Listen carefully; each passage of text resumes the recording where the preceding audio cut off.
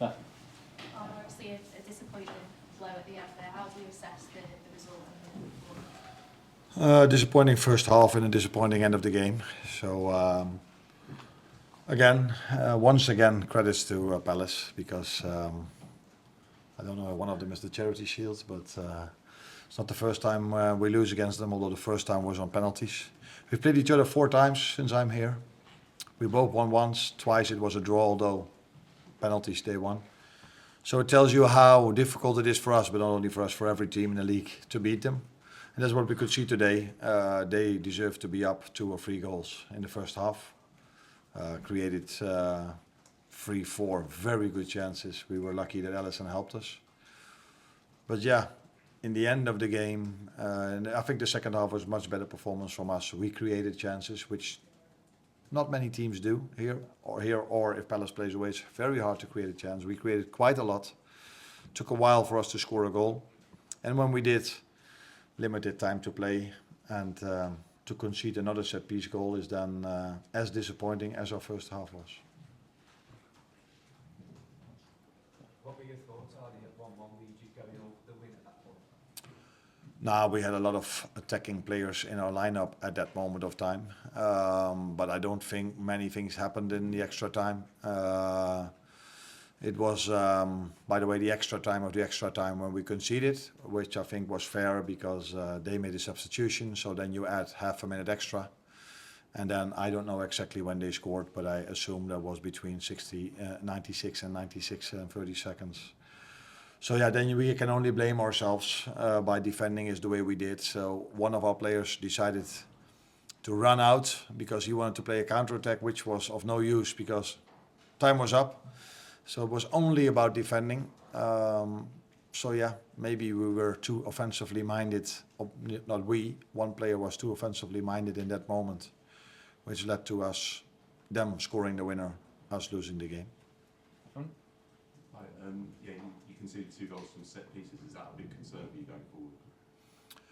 Nah, against Newcastle we conceded 2 set pieces. They were the only 2 chances they might have had in that game. Today they had more than only 2 set piece goals. Yeah, no, they didn't score more, but they had chances from open play, from transition.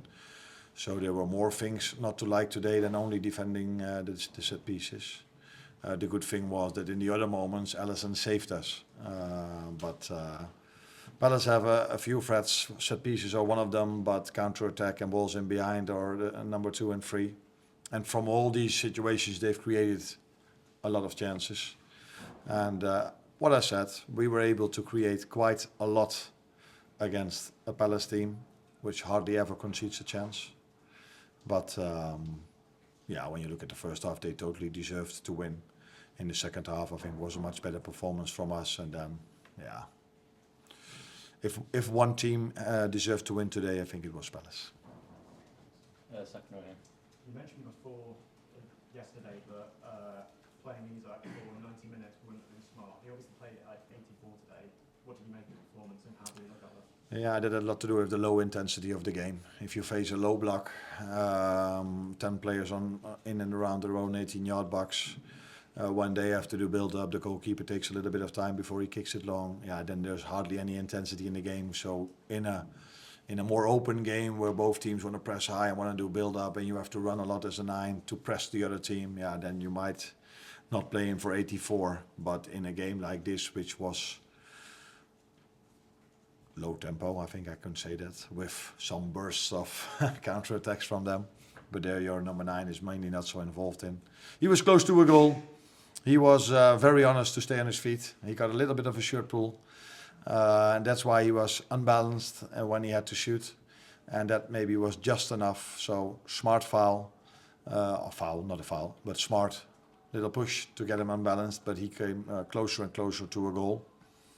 But in the end, he didn't score. But quite a good performance from him. Last question here, please. What was the idea to bring in Gakpo? What was the idea behind it? Nah, we wanted to overload the midfield with Florian Wirtz in the first half. That's why we didn't start with Cody. But if you're 1-0 down and you need a goal, you prefer to have width on both sides. And that's why we brought Cody in. And later on, we kept on bringing in offensive players that can score goals, taking the risk. Because yeah, you're already 1-0 down. And again, we scored.